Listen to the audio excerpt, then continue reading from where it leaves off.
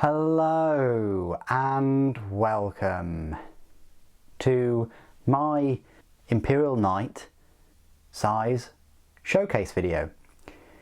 I thought it would be a cool idea just to go through some of the sizes of the Imperial Knights that you can pick up. So over here on the right hand side, next to the Warlord Titan and the Nemesis, we've actually got the smallest class of Imperial Knight. It's called the Armiger class, or a War Dog. It's a very small knight. It's still armed with potent weaponry, such as the Thermal Spear, which is kind of like a melter weapon, and a Reaper Chain Cleaver. And that's the Warglaive. You've got another variant called the Helverin, which is equipped with the autocannons, and I think Adeptus Mechanicus have another couple of variants too, which have like lightning locks and things like that, and different melee weapons. So that's the smallest class of Imperial Knight, and it's usually shepherded by these larger knights. Now these are the Questoris class of knights, and you've probably seen these plastered all around Games Workshop store or on the web store. These are, I'd say, the most numerous knights. They're a bit more hunchbacked, but they're a decent size. I'll just throw in a size comparison straight away with a Space Marine, just to give you an idea. So hopefully you can see the Space Marine there. Yeah, so if you were to take a knight for your normal 40k army, it's still going to dominate the battlefield. It's definitely a huge target, but it's also a lovely showcase and centerpiece. If you could only afford, or if you only wanted to spend this £100 or so that these knights cost now, then it's a good choice. If you can only afford one kind of Titanic unit, it's almost like a Warhound for your army, really, in my opinion.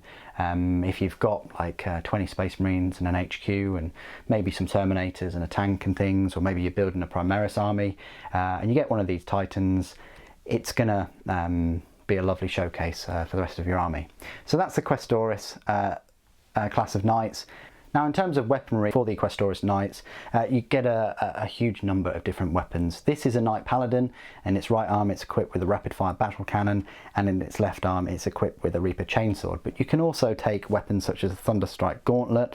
You can get a Knight Preceptor to lead them all, which also has a weapon called a Las Impulsor. You can get a Knight Errant, which has a thermal cannon, a Gallant, which just has the Chainsword and the Thunderstrike Gauntlet. You can also get a Warden, which is equipped with an Avenger Gatling cannon, and a Crusader, which has two range weapons in both of its arms. So that is the knight that you'll see with lots of different types of weapons.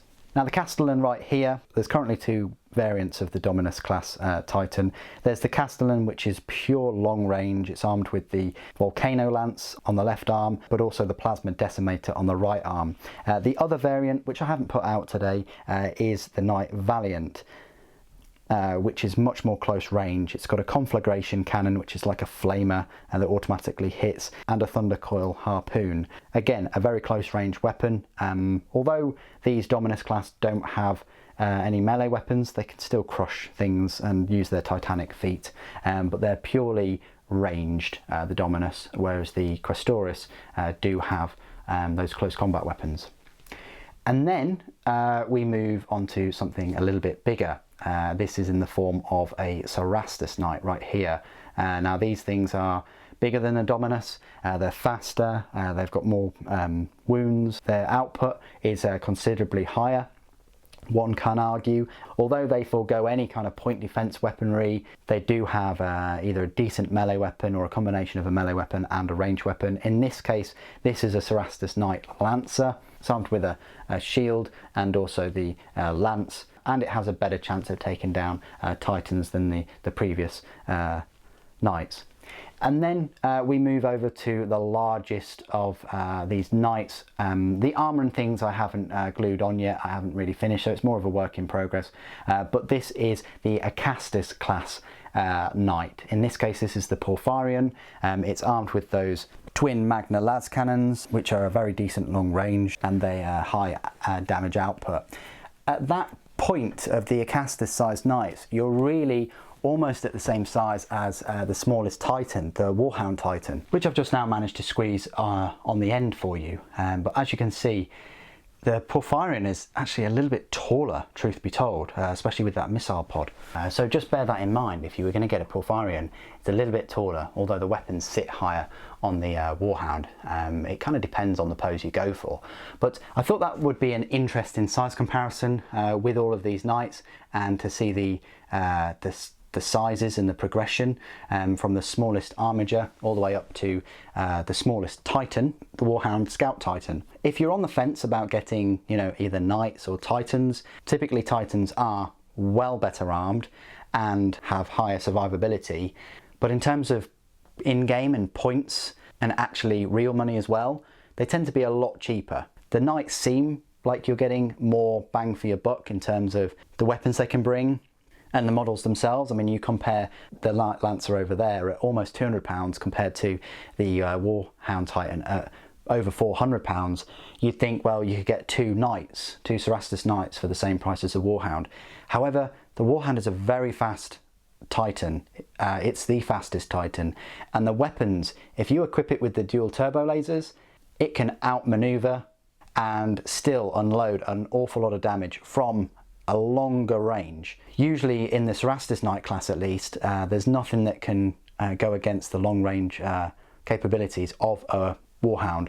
Most of the Cerastis Knights and Questoris Knights need to get in close and use their melee weapons and get under the void shields of the smaller Titans. The Porphyrion does give a little bit of payback with those twin Magna las cannons. However, they're a shorter range than the turbo lasers, and it's a much slower Titan. So again, the Warhounds are not to be underestimated.